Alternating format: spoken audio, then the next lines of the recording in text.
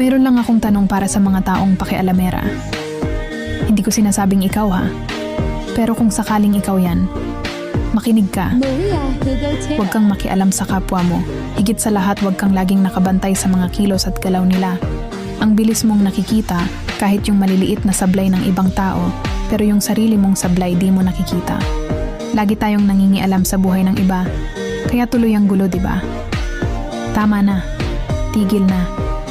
Wala naman tayo dyan napapala. Hindi natin yan ikakayaman.